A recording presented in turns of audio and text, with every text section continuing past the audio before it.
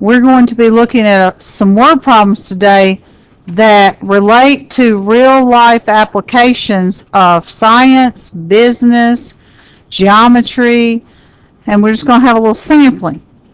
And what our goal is going to be more in these questions is, can we set them up? And then we're going to give y'all some time to put them in the calculator or Desmos and get the solutions. And then we'll go back and talk about, did we find what we're supposed to find? And that part might come tomorrow. Okay? So my focus is to get the equations set up. Maybe you could go home tonight, get the answers to them. We could come back and say, is that really what they were asking for? Did they just want us to find X? Or did they want us to find something else? All right.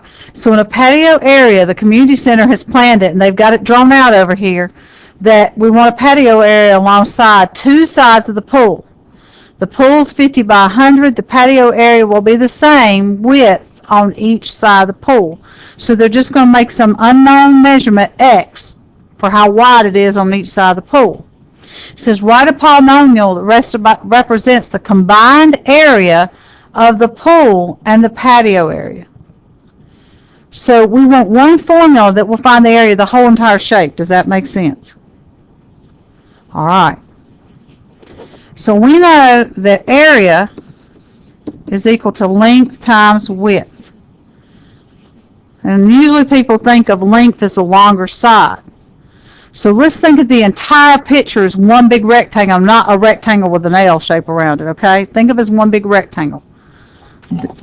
This is the length. How long is that? X plus 100. How long is the width? X plus 50. Now, in these problems, wouldn't I need to multiply those together to get a nice answer? Yeah, usually in problems like this, when it says write it as a polynomial, they want it multiplied out, not just factor terms. So if we FOIL that out,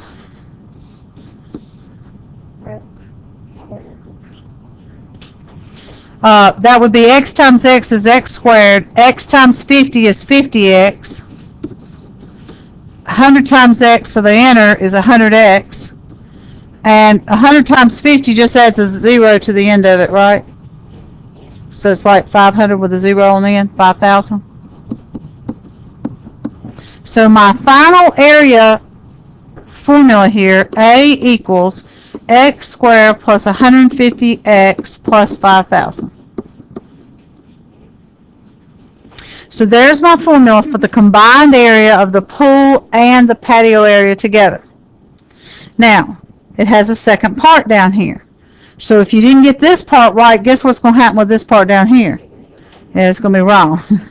So that's why sometimes if you don't get your equation set up right, you don't get the solving part right for the second part. So it says combined areas is 4,800. How wide should the patio be?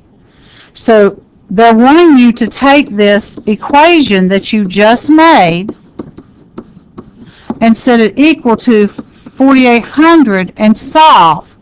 Now, when the question says how wide should the patio be, is that what X represents? Does X represent how wide the patio is? Well, look at your picture. Here's how wide the patio is. So X does represent how wide the patio is. So when you solve this problem for X, you're actually getting the answer to the question that they're wanting. They're not asking you to go back and plug it in and find out how long the combined area is or the length or the width or anything. They're just asking you to figure out how wide the patio is, and that's what X represents. Now, again, this would be in feet. Why would it be in feet? Why isn't it in inches or centimeters or something else? Because it says the area is in square feet, so the length and the width have to be in feet. Because feet times feet makes feet squared. Now, you can go back and you can solve that later. All right, let's look at another one. In this problem, we have a frame being constructed around a rectangular photograph. You want the frame to be the same width all the way around, so they have made the width of the frame X all the way around. The picture itself says it's 17 by 11, actually on the picture. It says all the way around the total area of the frame and the photo will be 315 inches squared.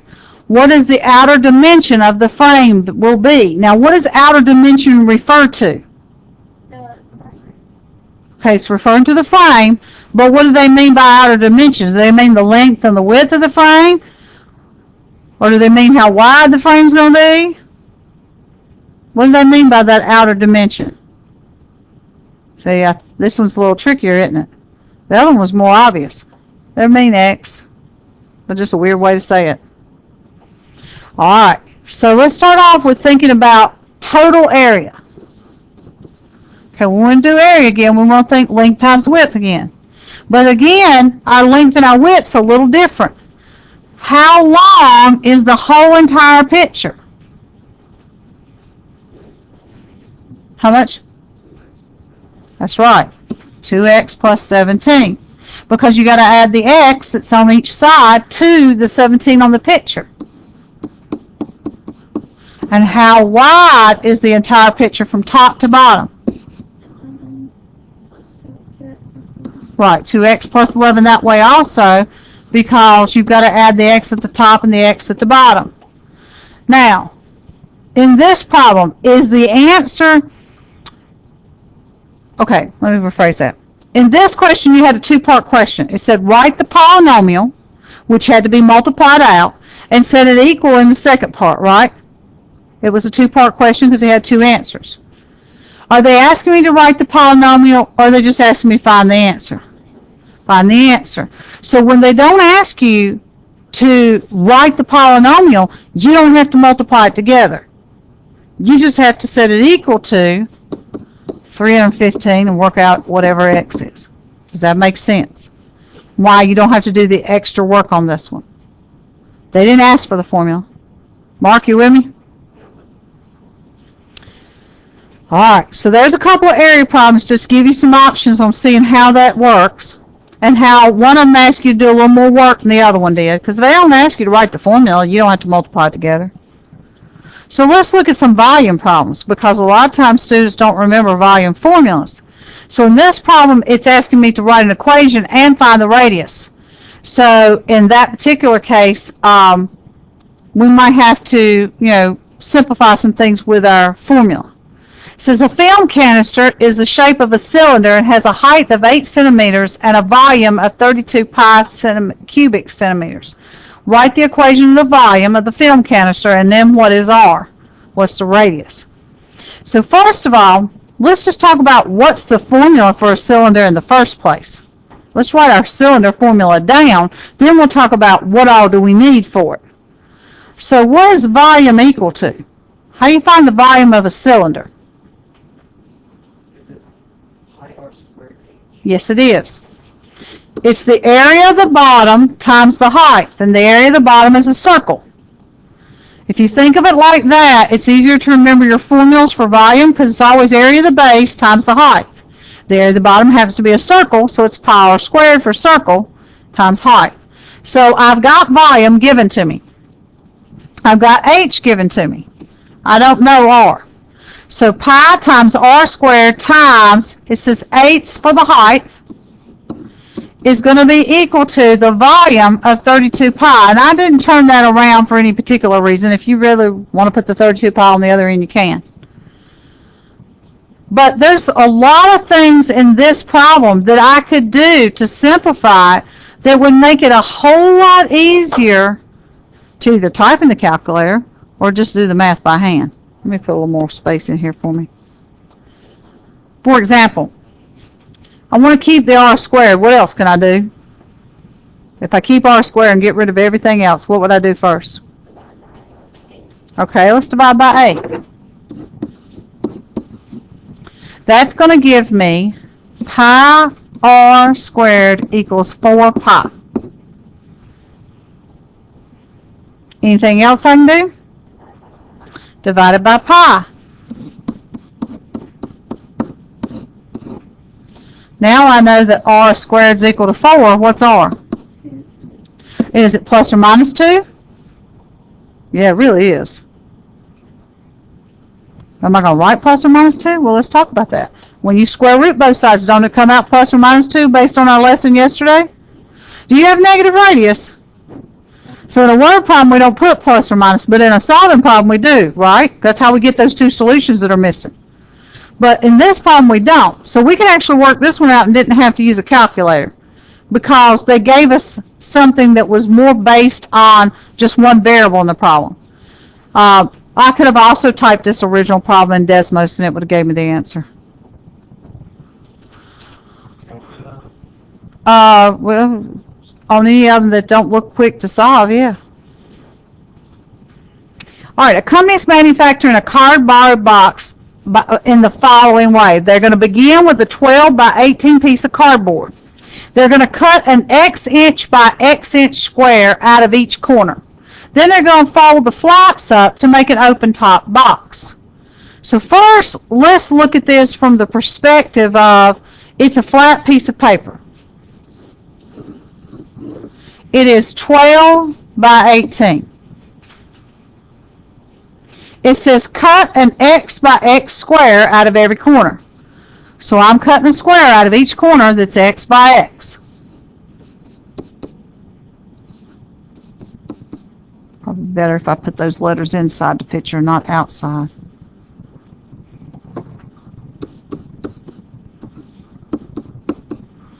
Alright, so we've got our picture labeled in terms of the flat picture.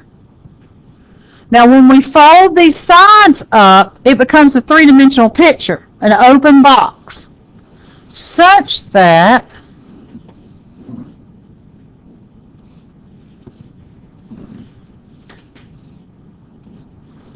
we'll get an open box.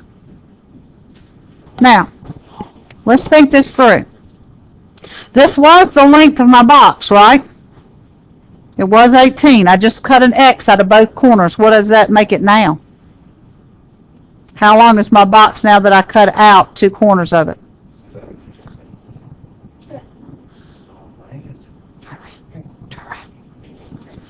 There you go. 18 minus 2x, because you're cutting out the x's. All right.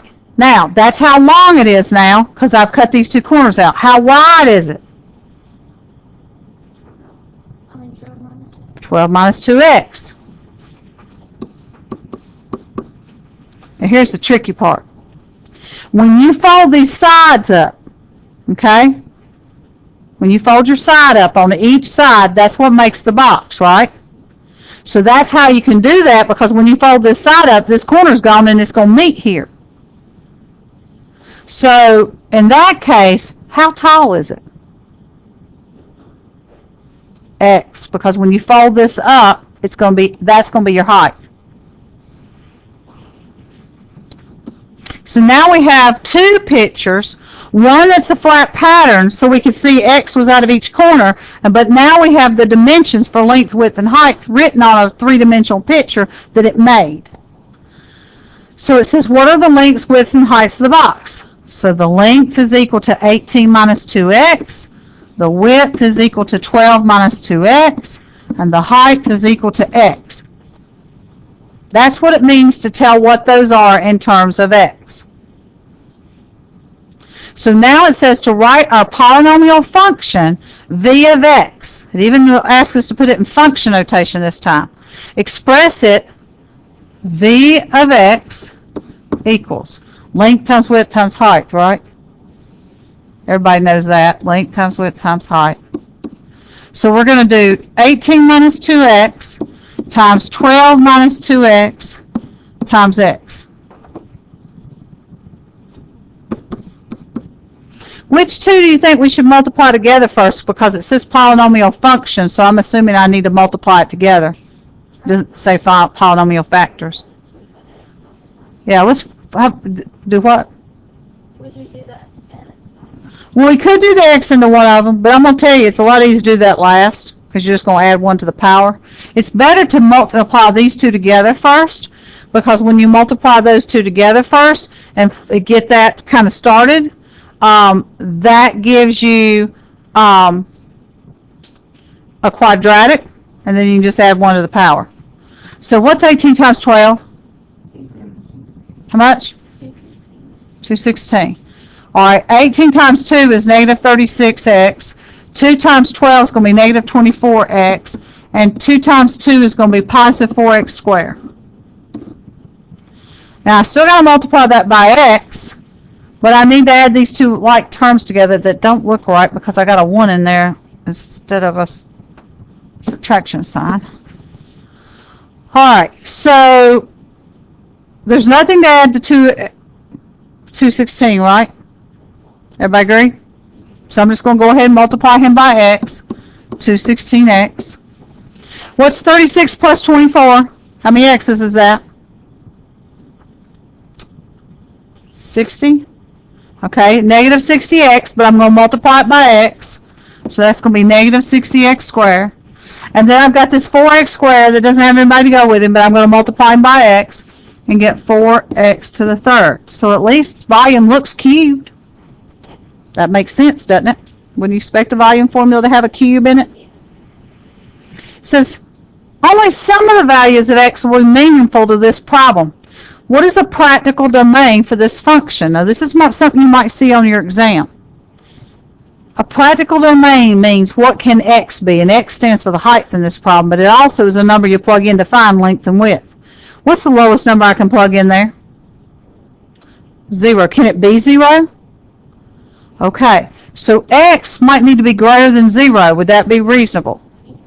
Because anything over 0 is at least going to give me positive answers in terms of the height. Is it going to give me positive numbers every time for the other two? I don't know. But at least it's going to give me a positive answer for the height.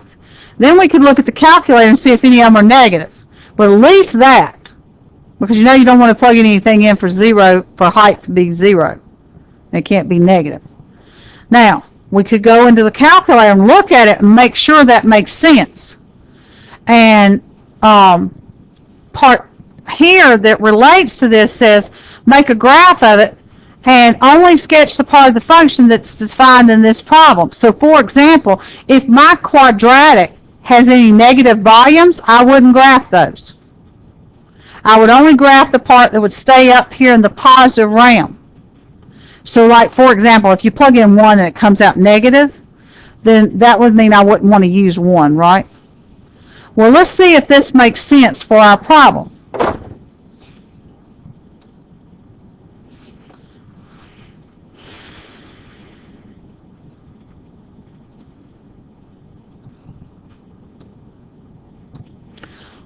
Okay, got a bunch of stuff in here from yesterday. I don't know if I need that 0, so I'm just going to leave it. All right, what did I get from my problem? I know it's 4x to the third, but I don't remember the other stuff. 4x to the third minus 60x squared plus 260. And she gave it to me the way I wanted it. Why, I haven't written that way on my paper yet, but that's the way it needs to be, isn't it? Why does it need to be in that order for that final answer on that particular part of my problem? Because that's the standard. Right, that's standard form. So you might need to go back and fix that on your problem because we didn't put it in standard form. We just got it all multiplied together and I ran out of room. All right, so we're going to look at the table. I think that'll be our best bet to look at the table. So I'm going to tell my table to start with, well, negative 3 is okay. That way I can see what is it doing right before it turns to 0 is the answer. Well, I definitely wouldn't want to use these because look, see, we were right. We don't want to use any negatives. We don't want to use 0. We want to use stuff after 0 because it actually has a volume. Now, as it goes up, it went up a little while. Wait a minute. It's going down a little bit. Wait a minute. 6 is 0. It's gone back to negatives. That's not good. Would you agree? So isn't it just, it's not just 0. I got to be above 0. Let's see what else we got here going on. When I get down to 6, we got some problems.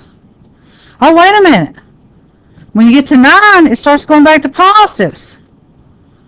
Wow. It ain't just that it works for everything now, is it? Wonder why. Oh, I was on some other graph. I should have done Zoom 6. Come on. Come on, Zoom 6.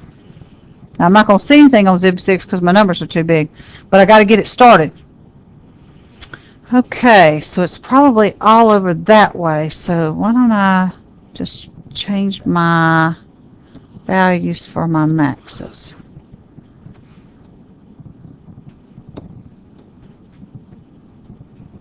Well, now I told you I wanted -1 and you left the 0. I don't know how big to make that number, so I'm just going to put 500 and we'll look at it.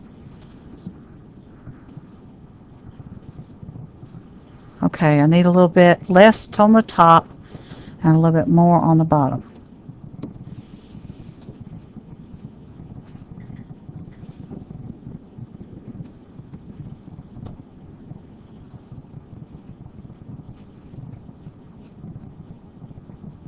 I did too much. How did I do too much? Oh, I didn't do but 25.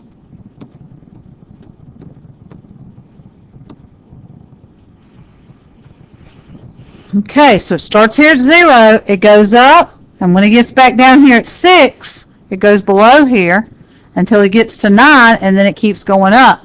That's the shape of a cubic graph. They sometimes go up and down more than one time and not just go up forever. So from 0 to 6 and from 9 up, it works, but between 6 and 9, it's negative, and I can't use those. So that's why you want to look at the graph, because if this seemed reasonable and practical, did it not? But it's actually 0 to 6 and greater than 9. So now when we make our graph, it says sketch only the part of the function that is defined by this problem. 1, 2, 3, 4, 5, 6, 7, 8, 9, 10.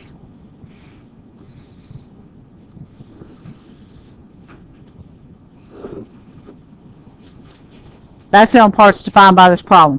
This little part in here, missing. And then approximately what value of x would produce a box with the maximum volume? What is that volume? Label the relative point on your graph. Well, what do you think a maximum is going to be? How about the top of a hill? Do you think that'll be the maximum?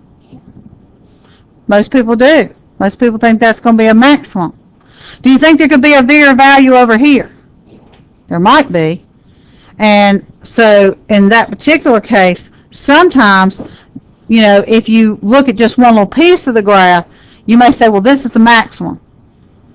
But if there may be values over here that are bigger, there might not be a maximum on this problem. So when you look at this one tonight, to go back and get your x values and things like that, maybe look at your table and see if there's anything bigger. So I'm going to move on. Y'all can kind of finish that one up. All right, business. Summer business. Your weekly revenue, R in dollars, from your tie-dye t-shirt business is modeled by this quadratic equation, where T represents the number of weeks since the first week you started selling t-shirts. How much did you make the first week and the 10th week? And then it says, when will you make $600 in revenue? So two totally separate things. How do you figure out how much you make the first week? What do you plug in? 1. All right, so tonight you're going to put in R of 1. And the 10th week, obviously, you're going to put in R of 10. That's easy to look up. Either put it in Y equals and look it up on table at 1 and 10, or you can just plug the numbers in. How do you figure out when it made $600 in revenue? What does it mean to be $600 in revenue? Huh? Well, no, revenue is how much money came in, but that's what the formula is for. What's the formula equal to? Revenue. So wherever the letter R is, that's where you put your revenue in. So it's 600 equals negative 2t squared plus 87t plus 90. You just set the problem equal to 600 because that's what you're trying to figure out. When they give you time, you put it in for t. When they give you revenue, you put it in for R. This part of the problem goes away because this just means R equals. And so you can solve those two later. All right, let's look at one more problem. And I know this one's a little blurry, so thank goodness your paper, you've got something to read. I didn't have time to retype this one. It was so big. It says per capita consumption of all beverage milks, M, and bottled water, W, in the United States from 1995 to 2003 can be approximated by the following two polynomials, where the first one represents how much milk was drank, and the second one is how much bottled water there was. It says these models of per capita consumption are given in gallons, which and T represents years, where 5 to 13, because 1995 was the 5th year up to the 13th year. So they didn't even start with 0, which is very important that they told us that, because I would have thought 95 was 0, wouldn't you? Because it gave it as the first date. It says find the polynomial model that represents the per capita consumption of both beverages. Using this model, find the per capita consumption for 99 and 2003. Well, first of all, if it says both, what are they wanting you to do? If I got, this is one beverage, this is the other beverage, find both beverages. Add it. So you're going to add your polynomials. And when you add the polynomials, you're going to get a new polynomial that represents together. So let's say that's T of, no, I can't do that. That'll make it bad. Let me use a different letter. Consumption equals. I can't put T because T is in the formula. And then it asks you to figure out 1999 and 2003. So once you get that formula, we can even make that function notation so that we can do the calculation for C. So once you add these two polynomials together, I want you to think about 1999. How long is that? If 5 is 95, what's 99? 9. And if I'm wanting 2003, well, it's easier to think about it like this. T equals 0 is 1990. Go back and figure out the 0 year. It'd be a whole lot easier, because then that 9 makes more sense, doesn't it, for 99? So what would 2003 be? 13. And so once you add the two polynomials together, add like terms, get your polynomial, you're going to plug in 9 and 13. Now over here on the side is part B. It says that given time period, the per capita of beverage milk was decreasing while the bottled water is increasing. And that's clear from this graph. Would everybody agree? Well, during that times when everybody got kind of healthier, I guess, and started drinking more water than just drinking milk for water.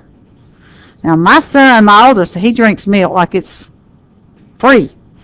Well, we might as well put a cow in the backyard. He drinks so much milk. He'll drink almost a gallon a day when he's home because he don't drink any soft drinks. He doesn't like soft drinks. So if he doesn't drink milk, he drinks tea, which we don't keep all the time. So this would not be a representative of him because he drinks more milk as he's got older. But most people, as they get older, they drink less milk and drink more water. So that would represent this. It says, what was the combined capita consumption for both increasing or decreasing over the given time? So I don't know if I can tell that from this graph. I can see that milk's going down and water's going up, but when you put them together, how are you going to know? Well, that's why you got this formula. You've made this formula. You can go look at the same years from 5 to 13 on your table and see, did it go up the whole time, down the whole time? If it goes up for a while and then starts going down, tell what years. Like, for example, if 5 from 9 on your table was going up and after 9 it went down, then say that. Does that make sense?